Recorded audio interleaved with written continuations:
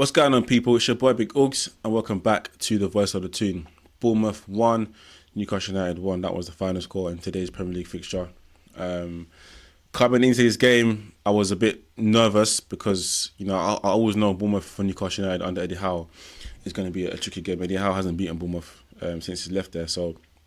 And last season, we know what happened in the fixture away from home in November, where we had all those injuries, and coming off the back of the Dortmund defeat, the squad was wearing thin. And on that day, Bournemouth won 2-0.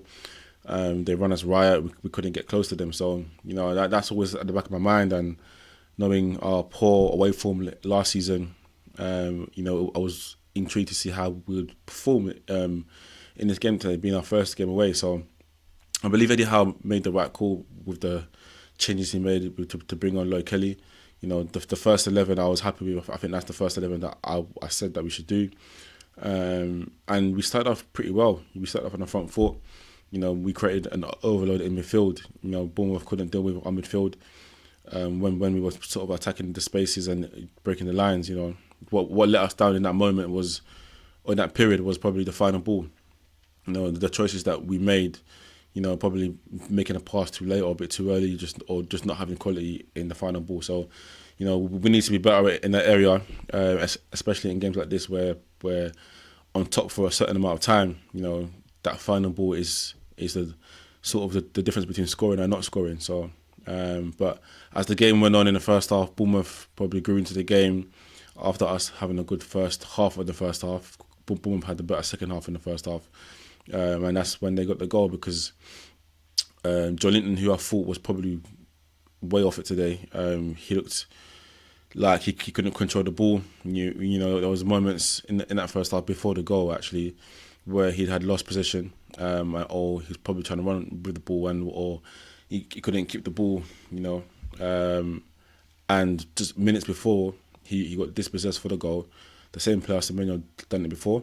So that was his warning, and he didn't take heed, and he got caught out again, and that's when Semenyo nicked it off him, and he went on to cross the ball, and Tavernier went on to get the first goal, and that sort of was like a sort of kick in the teeth, because even though Bournemouth were the better side for that period, starting off well, you'd think that we'd have something about us to not concede, and to concede the way we did when it's self-inflicted was always frustrating. But 1-0 could have been 2-0. I think Bournemouth hit the crossbar as well.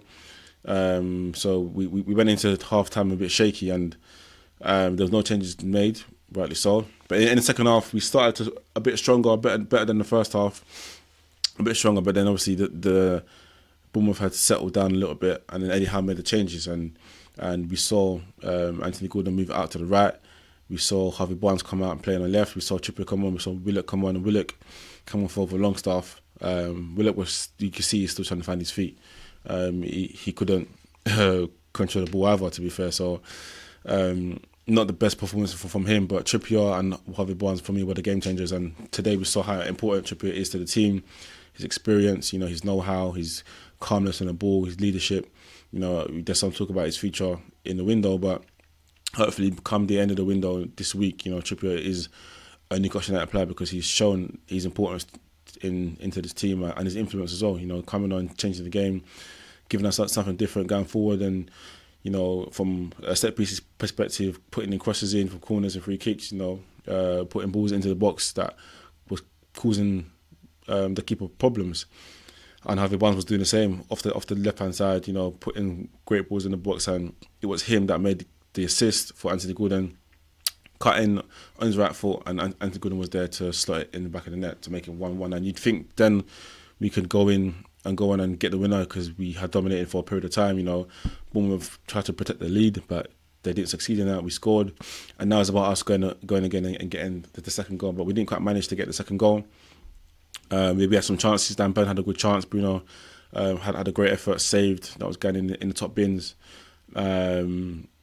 But we didn't quite manage to get the second goal. But Bournemouth tried, to answer back, and they got their second goal, which was ruled out for offside in the dying moments, which I was glad for offside handball, which I was glad for, because losing the game like that would have been frustrating. So I think all in all, it's a fair result. If you don't win, don't lose. We didn't play well. I'm not going to sit on here and say those positives. I think the only positive to say was that we didn't lose the game, but I can't pick a player for me who stood out. I'd say Harvey Barnes made an impact off the bench, and Trippier did. But apart from that, everyone else was off it today. I think Longstaff and Joelinton were off it today the most. Gordon didn't look like himself completely, but he got his goal. Isak was sharp in the first half. But I think all in all, as a team performance, it wasn't good enough. People say if we want to be finishing in the top 6, this is a game we should be beating, which I understand. But no game is in football is a given. You've got to earn the right to win the game, and we didn't do that. But like I say, a point on the road, 4 points on the board at 6 on paper. You'd think the first 2 games we get 6 points, but it was never going to be like that. To be fair, so the main thing for us was not to lose the game. Now we take a point back to Newcastle, and we can prepare for the League Cup game against Forest in midweek, where we see the return of Sandro Tonali after 10 months out due to suspension. He makes his return, and probably that's something that we need, because in these sort of games against oppositions where you're going to dominate the ball, we need to be better on the ball. And I keep saying it in my videos that Eddie Howe doesn't have the players to dominate the ball in midfield. Only Bruno can do that. Joelinton and Longstaff are runners. They're not footballers. They're not players that can dictate the game. So to have Tonali back will be like a new signing, and it will give us that ability to control the game. So all in all, not great, but I'll happily take a point. So thank you for watching. And always make sure to comment and to subscribe. Let me know in the comments your thoughts on the game. Who was your best player? What were you impressed with? What were you not impressed with? And we hope for a better performance in the cup. Otherwise, it'll be another tough game. And see you guys in the next video. Thanks for watching, and I'm out.